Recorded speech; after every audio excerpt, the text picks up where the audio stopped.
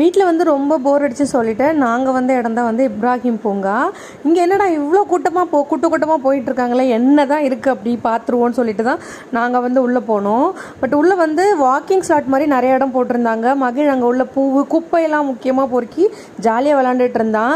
So பெரியவங்களுக்கு வந்து நிறைய வந்து இந்த ஆக்டிவிட்டீஸ் இருந்துச்சு. இந்த மாதிரி வந்து ட்ராகன்னு அது போல் குழந்தைங்களும் அந்த மாதிரி விளையாடுறதுக்கு சைடில் வந்து நிறைய வந்து எக்யூப்மெண்ட்ஸ்லாம் வச்சு மணல் ஏரியா ஒன்று விட்டுருந்தாங்க.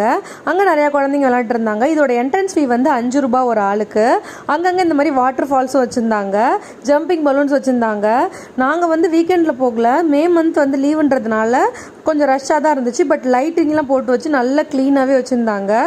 முக்கியமாக வந்து அங்கே வந்து பாத்ரூம்ஸ் வச்சுருந்தாங்க. குழந்தைங்கள கூப்பிட்டு போகிறீங்கன்னா அடிக்கடி பாத்ரூம் போகணும்னு கேட்பாங்க. ஸோ பாத்ரூம் இருக்கிறது இந்த பூங்காக்குள்ளே உண்மையாக பெரிய ஒரு ப்ளஸ் பாயிண்ட் தான். கம்மி பட்ஜெட்டில் வந்து திருச்சியை சுற்றி பார்க்கணுன்னு ஆசைப்படுறவங்க தாராளமாக இந்த பூங்காக்கு வந்துட்டு கூப்பிட்டு போகலாம் குழந்தைங்கள. பை.